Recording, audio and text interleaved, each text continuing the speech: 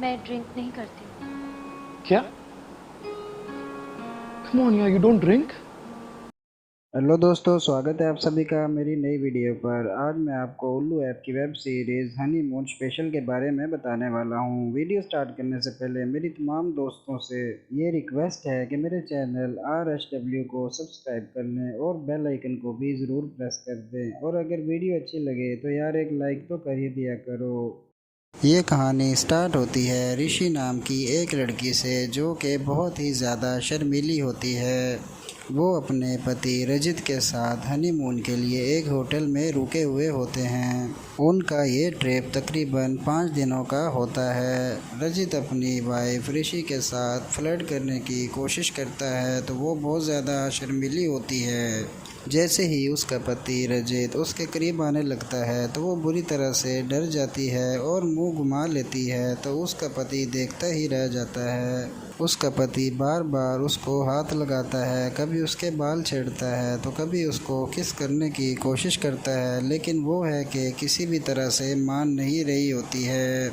रजित उसको मना रहा होता है तो दरवाज़े पर बेल बज जाती है, तो वो जाकर देखता है तो वहाँ पर वेटर होता है। वो एक वाइन की बोतल लेकर आया होता है।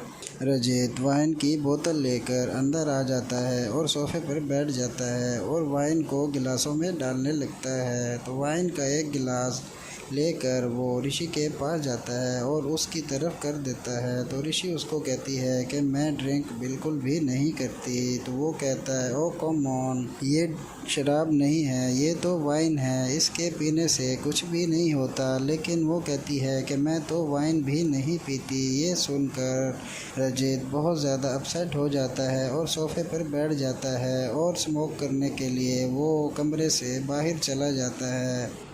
जैसे ही वो बाहर जाता है तो उसको उसकी गर्लफ्रेंड आयशा की कॉल आ जाती है। वो उससे पूछती है, अरे रजित, मैंने तुम्हारा हनीमून डिस्टर्ब तो नहीं किया?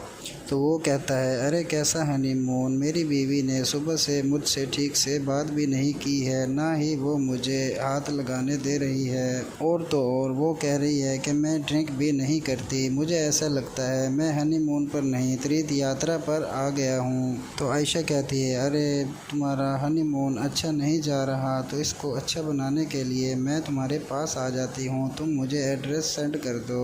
तो रजित उससे पूछता है, तुम्हारे पति विक्रम का क्या होगा? तो वो उसको बताती है कि विक्रम 1 महीने के लिए मुल्क से बाहर गया है, तो उसकी कोई टेंशन नहीं है, तुम एड्रेस भेजो, मैं आ जाती हूँ। और रजित आयशा को एड्रेस सेंड कर देता है और दोबारा कमरे में चला जाता है। तो जाकर वो अपनी बीवी ऋषि को देखता है, वो सोई होती है। वो फिर से कोशिश करता है और उसके पास बैठ जाता है, और जैसे ही वो उसके हाथ पर हाथ रखता है तो ऋषि डर कर उठ जाती है और बैठ जाती है। वो फिर से बहुत ज़्यादा घबरा जाती है। तो रजित उससे कहता है, अरे क्या हुआ यार, मैं तुम्हारा पति हूँ, तुम ऐसे क्यों बिहेव कर रही हो?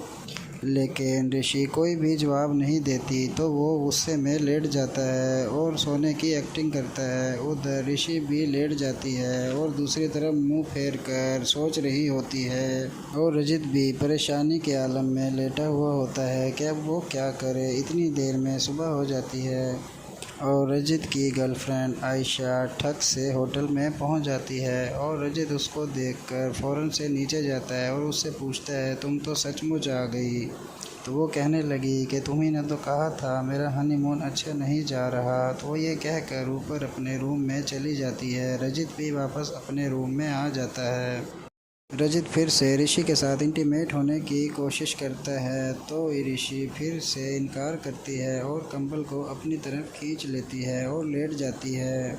इतनी ही देर में रजित को आयशा का मैसेज आ जाता है और वो उठकर आयशा से बात करने लगता है। इतनी ही देर में ऋषि सो जाती है और मौका देखकर रजित फ़ौरन से आयशा के कमरे में चला जाता है। आयशा फट से दरवाज़ा खोल देती है और उनकी किसिंग स्टार्ट हो जाती है।